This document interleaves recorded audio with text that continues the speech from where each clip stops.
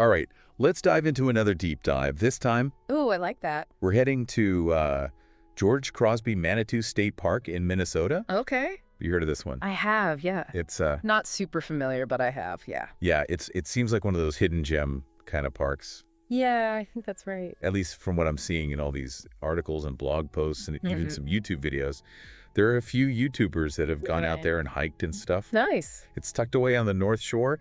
It's actually 14 miles inland.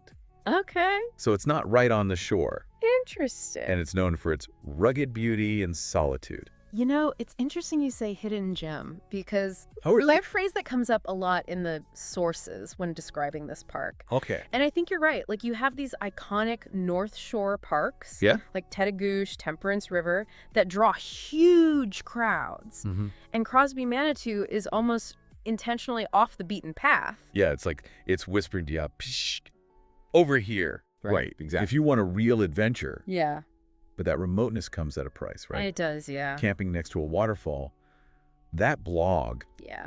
was pretty upfront about the challenges. Okay. So what are we talking here? What's the difficulty level? Well, let's just say this park is not for the casual stroller. Even the shortest hikes to like the waterfalls or whatever are considered moderate, and they call the trails some of the most challenging in the Minnesota State Park system. Wow. They compare it to hiking in the mountains, which is pretty unique for Minnesota. So maybe leave the flip-flops in the car for this one. Yeah, I think that's a good idea. Yeah. But, even if you have the right gear, there's another challenge, right? There's limited cell service. Right.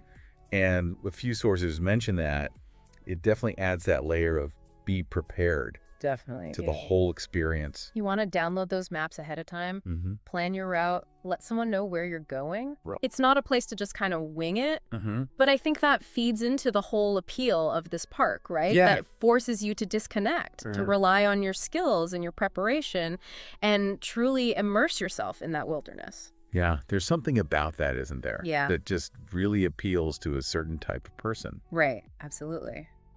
And speaking of appealing, let's talk about what really caught my eye. Okay. Waterfalls. Oh, yeah. The Manitou River Cascades just sound absolutely incredible. They're a definite highlight. Yeah. And I think camping next to a waterfall really captures that. Okay. They actually describe having the entire cascade view to themselves, Wow. even on a busy Saturday in the summer. Oh, wow. So that speaks to the seclusion of this park. Mm-hmm. They talk about the sound of the water rushing through this volcanic canyon, the way the sunlight filters through the trees, which creates this very immersive, almost meditative experience. Okay, I'm sold. Are you kidding me? Yeah, it sounds incredible. Oh, my goodness. And the pictures. The pictures are stunning. I can't even imagine. Yeah. But, okay, before we get totally carried away with waterfalls and daydreams, let's talk logistics. Okay, yeah. Yeah. We know this is a backpacking-only park, so no drive-in campsites or anything like that. Right. How does the trail system work then? Well, you're looking at 24 miles of backcountry trails, Okay. and they do a really nice job of highlighting the variety. Okay. You've got the middle trail that leads to the Cascades, which connects to the Humpback Trail. Okay. That creates the hiking club loop. Gotcha. There's the Benson Lake Loop, which is a less intense option for people who aren't quite ready for the full Crosby Manitou challenge. So there are some options for different levels of experience. Yeah. That's good. Yeah. You know what else is good? What's that? Camping next to a waterfall mentioned seeing fresh moose tracks on the Matt Willis Trail. Talk about adding another level of excitement to the hike. Yeah, that's the thing about this park. The wildlife encounters are a real possibility. Wow. Dirt path exploration, they mentioned seeing bears, wolves, deer, Okay. in addition to moose. Wow. They advise making noise while you hike, not only for safety, but also as a courtesy to the animals. Right. We are, after all, guests in their home. I like that. That's a really good way to look at it. Yeah. Okay, so let's dive into the nitty-gritty of backpacking here. There are no drive-in campsites, so where do you even set up camp? So picture this. 21 primitive campsites. Okay. Scattered throughout the park, each requiring a hike to reach. Wow. Some are as close as a half mile from the parking area. Okay. Others are 4.5 miles in. Wow, so you gotta be dedicated, yeah. pretty dedicated. Yeah. What about amenities then? Yeah. What can you expect at these campsites? Don't expect glamping, that's for sure. Okay. This is a true wilderness experience. Right. fire pits, latrines, maybe some seating. Okay. Camping next to a waterfall mentions some sites have food storage boxes, Oh, that's good. which are essential. Yeah. They even shared a story about a very persistent chipmunk Oh, who managed to get into their bear box. really? Yeah. Wow. So, You gotta be really careful out there. yeah, you got to be really careful. Okay, so we've got campsites, we've got trails, Yeah. we've got waterfalls, Well, what else? we've got moose tracks. And moose tracks. What about Benson Lake? Oh, yeah. What about Benson Lake? It seems like it's more than just a It is, yeah. pretty spot on the map. It's a destination within a destination. Okay. It's a designated carry-in trout lake. Oh, cool. So perfect for fishing and paddling Right. and camping next to a waterfall. They rave about the adjacent picnic area, Oh, yeah. calling it one of the prettiest and quietest in the state. That's great. Yeah. So that sounds idyllic. Yeah. A perfect spot to just relax after a long hike. Yeah. Maybe have some freshly caught trout. Right. But before we go any further, let's rewind a bit. Okay. Talk about the history of this unique park. Right. Who was George H. Crosby? Yeah. How did this park even come to be? Well, M.N. Trips mentions that he was actually a mining magnate. Wait, really? Yeah. A mining magnate? Heavily involved in developing Masabi and Cuyuna iron ranges. Wow, that's interesting. Yeah. It's a kind of a surprising connection, Right? considering how untouched and wild Crosby Manitou feels. Yeah, it is a bit ironic, yeah. Yeah. None of the sources really delve into his personal motivations for creating the park, but it does make you wonder, Right. did he see this as a way to preserve a piece of Minnesota's Yeah. natural beauty amidst the industrial development he was a part of? Wow. Yeah, that's a great question. Yeah, It's really interesting to think about Yeah. like, what was his vision exactly. for this. Mm. Okay, let's shift gears a bit Okay. and talk about the wildlife situation. I know we already touched on the moose tracks and cautious hikers, Yeah.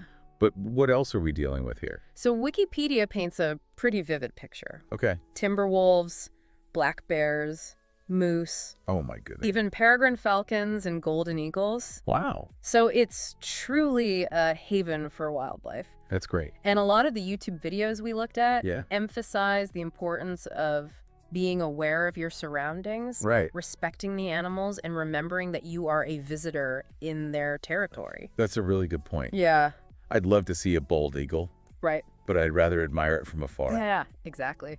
But, you know, for those who are seeking a more Yeah. introspective experience, Mhm. more of a connection with nature that goes beyond Right. the adrenaline-pumping wildlife encounters, Right. what does Crosby Manitou offer in that regard? If we look at sources like Parks and Trails Council of Minnesota, Okay.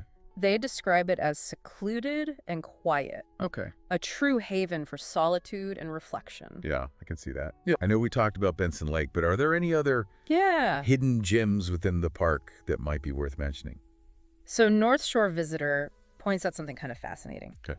The park actually stretches down to the shores of Lake Superior, What? encompassing the area around the river's mouth. Wait, hold on. You can get to Lake Superior from Crosby Manitou. Well, it's not like I thought it was landlocked. you can just walk right out to the shore from there. Okay. It's a bit of a hike. Okay. And the park itself doesn't include like access to the mouth of the river. Gotcha. But remember that campsite Yeah. camping next to a waterfall mentioned? With the sweeping view. The sweeping views of Lake Superior. Yeah. It seems like you can definitely experience the Oh. iconic grandeur of the lake within the context of Crosby Manitou's That's incredible. wilder landscape. Okay. Yeah. That's really cool. Yeah. But for those who are maybe a little intimidated by all this, the ruggedness of the trails, what advice do the sources offer for approaching Crosby Manitou? Several sources recommend starting with the shorter, less strenuous trails, Okay. particularly those around Benson Lake. Oh. In fact, George H. Crosby Manitou State Park Campground, Finland, Minnesota, even mentions a wooden boardwalk that circles the lake, Oh, wow. making it accessible for a wider range of hikers. That's great. Yeah, And accessibility is so important. it is. Yeah. It just ensures that everyone can Yeah, enjoy the beauty of these spaces. absolutely. But it sounds like even seasoned hikers need to be prepared for the challenges We do, yeah. Crosby Manitou presents. MN Trips really emphasizes the importance of proper footwear, Okay. suggesting hiking boots over trail shoes. Gotcha. And camping next to a waterfall stresses the need to allow ample time because the terrain can really slow you down. Yeah. So just plan accordingly. So be prepared. And pack those sturdy boots. Right. Plan accordingly. Pack those sturdy boots. But what about beyond the physical preparation? What about the overall vibe? Yeah, the feeling. Yeah. I think there's a recurring theme that goes beyond just rugged or challenging. Okay. Camping next to a waterfall uses the word transformation Oh, wow. to describe their experience. That feeling of being transported to a different world where the everyday stresses just melt away. I can see that. Yeah. And dirt path exploration also uses words like seclusion, tranquility, and peaceful. It's more than just a hike. It's almost a journey inward. Yeah, that's a good way to put it, yeah. Yes. And I think that's what makes it so unique. Okay. It's not just about the physical challenge, Yeah. but that mental and emotional shift that occurs when you immerse yourself in this wild, untouched landscape. Okay, I'm feeling the urge to book a flight to Minnesota right now. Yeah, me too. But, okay, before I do that. Okay, let's get practical. Let's get practical.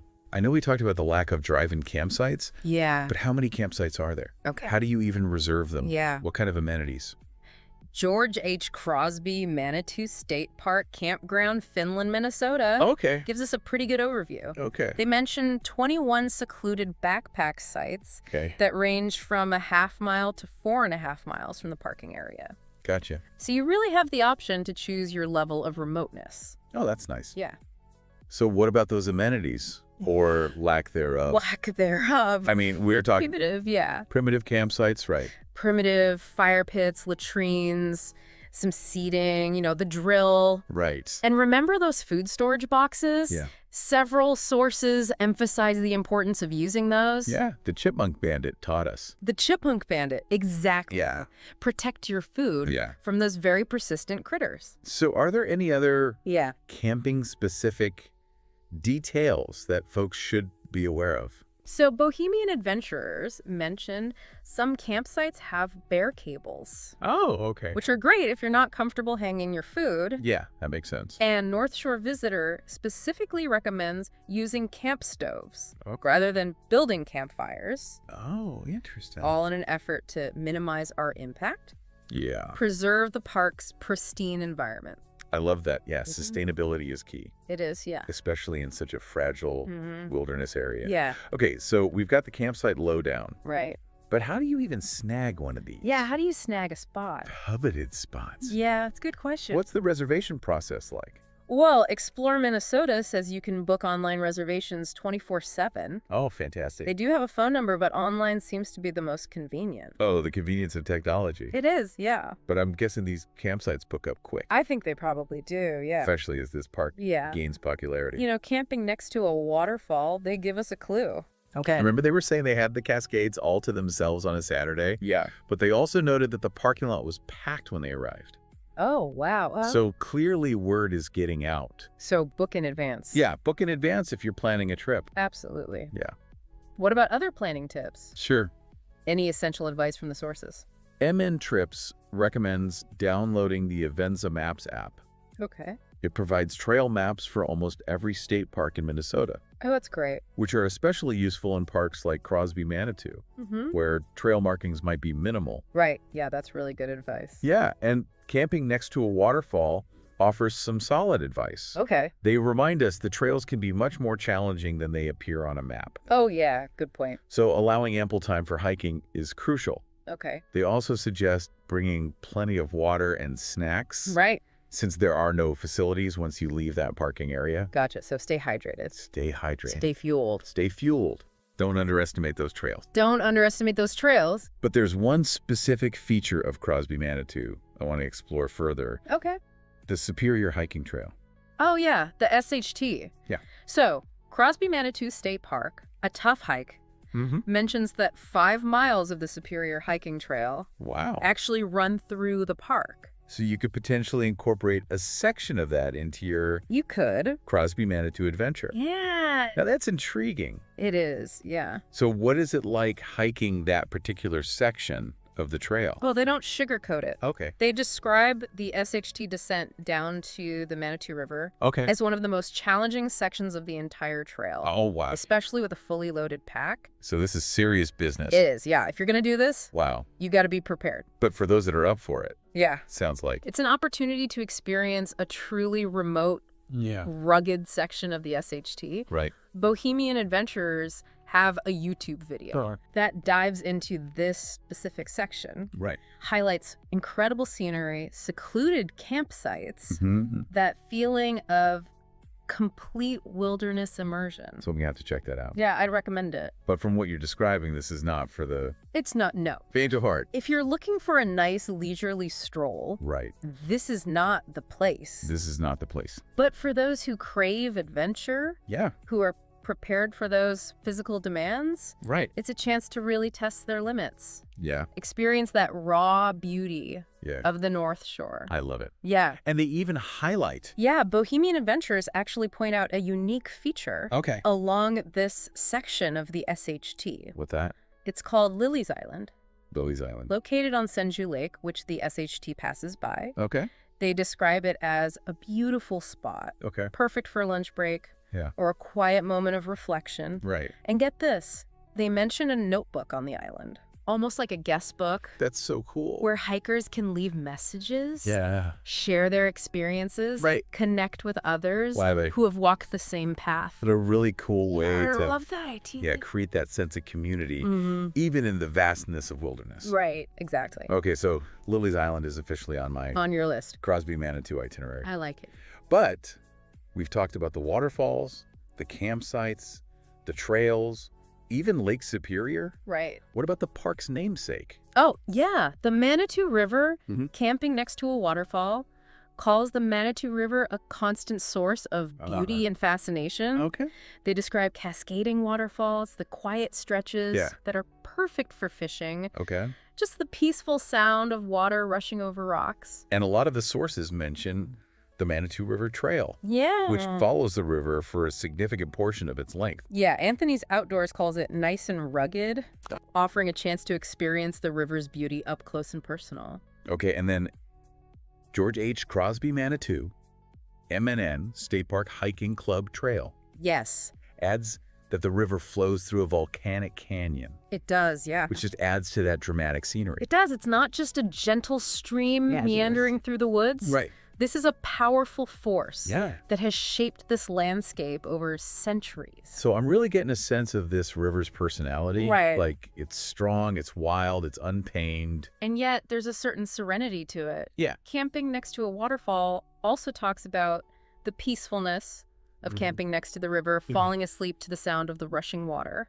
So it's like a duality. Yeah, it is. It's like this dichotomy. This like push and pull. Yeah, a push and pull. Yes. If you had to choose one word to describe the overall feeling Oh, that's a tough one. of this park, what would it be? I think maybe transformative. Yeah. Like you said, that journey inward. Yeah, it's more than just a park. Yeah. It's like an experience. It is, yeah. Okay, so we've covered a lot of ground here. We have. But as we move into the next part of our deep dive, Okay. I want to shift gears a bit. Okay. Talk about something I find incredibly fascinating. All right. The human impact on this wilderness. That's an interesting angle. Yeah, because we know Yeah. it was intentionally left undeveloped Right. to preserve its wildness. But even with that intention, Yeah. there are still signs of human presence. There are. Yeah. The trails, the campsites, even those wood carvings Right. that camping next to a waterfall mention. Exactly. So how do we navigate this delicate balance Right. between experiencing nature Yeah. and preserving it? That's the question, right? It's a huge It's question. a big question. So I'm curious to see what the sources have Yeah. to say about it. Me too. I think a good place to start is with the accessibility of these spaces. And I'm not just talking about physical accessibility, Okay. but also who feels welcomed and empowered Right. to explore these wild spaces. Yeah, that's such a crucial question. It is. And honestly, one that I don't think gets asked enough. No, it doesn't. Right. Not nearly enough. Yeah. And if we look at these sources, a lot of them focus on the experiences of hikers who are physically fit, equipped with the right gear, knowledgeable about wilderness safety. And let's be real, a lot of those hikers tend to fit a certain demographic. A certain demographic. And that begs the question, how do we make these spaces more inclusive and accessible to people from all walks of life, regardless of their background or abilities? Yeah, that's a huge question. It is a huge question. That probably deserves its own Deep dive, No, for sure. But within the context of Crosby Manitou, there are some insights we can get from these sources. George H. Crosby Manitou State Park Campground, Finland, Minnesota, mentions that the park is actually managed by Tetagush State Park, which is 14 miles away. So no on-site visitor center? Not according to that source, no. Okay, so that right there is the potential barrier to access, It is, if you don't have the information readily available. Right, exactly. And it just makes it that much harder to plan and to feel prepared. Right. What about the trails themselves? We know they're challenging, but is there any mention of efforts to make them more accessible? So North Shore Visitor mentions a picnic area on Benson Lake. It's just a quarter-mile walk from the parking area. Okay, so that's good. And they also note that there are outhouses nearby. Okay. So at least there's one area within the park that's more accessible for folks who might not be up for a strenuous hike. Right, and bohemian adventurers in their video about the Superior Hiking Trail. Yeah. They mention a few campsites with easier access to the lake. They do, Some even have boardwalks or docks. Right, so there are options. That's great. For those who want to experience the beauty of the park. Without necessarily taking on those super challenging trails. That's awesome. Yeah, and it highlights the need for ongoing efforts to make these spaces more welcoming and inclusive. Absolutely. Nature should be for everyone. It should be, Not just the experienced hikers or the exactly. Super adventurous. It's a fundamental right to enjoy nature, not a privilege. Yeah, I love that. Yeah. Speaking of enjoying nature, yes. One thing that really struck me about the sources was just this emphasis on the transformative power of being in a place like this. Absolutely. Like camping next to a waterfall. Talks about how they just felt completely renewed after their trip. It was almost like they shed a layer of stress and worry. I can relate to that. Yeah. There's something about being in nature. There is. Surrounded by trees and fresh air. Yeah. It just seems to reset your whole system. It does, It's like a reset button for your mind and body. Cool. And it's more than just a vacation. Yeah. It's an opportunity to reconnect with yourself. Right. With something larger than yourself. And a lot of the sources kind of touch on that. They do. Whether they were describing the challenge of the trails or the beauty of the waterfalls or the solitude of the campsites. Yeah, that sense of awe and wonder. Yeah, it's like Crosby Manitou's inviting you to step outside of your comfort zone. Yeah. Push your limits, embrace the unknown. It is, And I think that can be such a powerful experience. Yeah, it can be. Especially in a world that often feels so predictable and controlled. Yeah, exactly. That's a good point. But it also raises a question. Okay. If our own perspectives and biases can shape our experience, how do we ensure that those experiences are accessible and meaningful for everyone, regardless of background? That's the million-dollar question. It is, And I don't know if there's an easy answer. Right. I think it requires ongoing dialogue and a willingness to challenge our own assumptions about who belongs in these spaces and what those experiences should look like. And even the example of the lack of self-service in Crosby Manitou. A lot of the sources kind of frame that as a challenge. You do, But, couldn't that same lack of connectivity also be seen as a benefit? It could, absolutely. An opportunity to really disconnect. And be present in the moment. Yeah, I think it just depends on your perspective. It really is all about perspective, It is, And I think that's why it's so important to create space for those diverse voices and perspectives. Because the more we understand and appreciate the different ways in which people experience and connect with nature, I think the better equipped we'll be to create these welcoming and inclusive outdoor spaces. Absolutely. Well said. For everyone. Yeah. And I think that brings us back to the core of what makes Crosby Manitou so special. It's not just about the challenging trails or the breathtaking scenery. It's really about the opportunity for personal growth, for self-discovery. Yeah, for connection. And for connecting with something larger than ourselves. Right. And those opportunities should be available to everyone. They should, yeah. Regardless of who they are or where they come from. It's about recognizing that the wilderness holds this unique power to heal, to inspire, and to connect us to the natural world. Absolutely. And to each other. So with that, let's move into the final part of our deep dive. Let's do it. All right, so diving into this last part here. Yeah, this idea of our own perspectives and biases shaping how we experience wilderness. Yeah. That's fascinating. It is. It's complex. Yeah, where do we even begin unpacking that? Well, I think the sources offer some clues if we look closely. Right. For instance, camping next to a waterfall talks about their initial apprehension. Okay. About encountering wildlife, bears in particular. Okay. They admit to having these preconceived notions about bears being dangerous. Right. Aggressive. But their actual experience in the park challenged those assumptions. So their personal experience in the wilderness directly confronted those it did, pre-existing beliefs. And it highlights how our own cultural narratives, media portrayals, even childhood stories shape our perceptions of the natural world. It makes you wonder how many other assumptions we're carrying with us. Right, exactly. Into these wild spaces without even realizing it. Yeah, and I think dirt path exploration kind of touches on this. Okay. In a subtle way, they talk about the sense of peace and tranquility they felt while hiking alone, contrasting that with the constant noise and distractions of their everyday life. Yeah. And it just made me think about how our modern lifestyles, so focused on technology and productivity, can actually disconnect us from the natural rhythms of the world around us. Yeah, that's a really good point. Yeah. So it's not just about escaping our daily routines. Right. It's about reconnecting with... a deeper... this deeper part of ourselves. Real primal part of ourselves, And that kind of brings us back to this idea of transformation. It does, Yeah. Crosby Manitou seems to offer not just a physical challenge, but also a mental and emotional one. Yeah.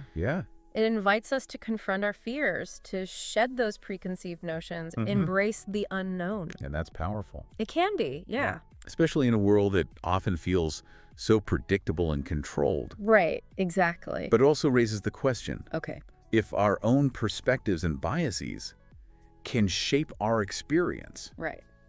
How do we ensure those experiences are accessible and meaningful for everyone, regardless of their background? That's the million-dollar question. It is. And I don't think there's an easy answer. Yeah. It requires ongoing dialogue. Yeah. A willingness to challenge our assumptions. Right. About who belongs in these spaces and what those experiences should look like. And even, we talked about the lack of cell service. Yeah. Framed as a challenge, but couldn't that lack of connectivity also be seen as a benefit? It could, absolutely. And this opportunity to disconnect, be present in the moment. I think it's all about perspective. It is all about perspective. What one person sees as an inconvenience, another might see as liberation. And that's why it's so important to have all these different voices and perspectives in this conversation. Yeah, absolutely. Because the more we understand and appreciate those different ways in which people experience and connect with nature, the better equipped we'll be to create those welcoming, inclusive outdoor spaces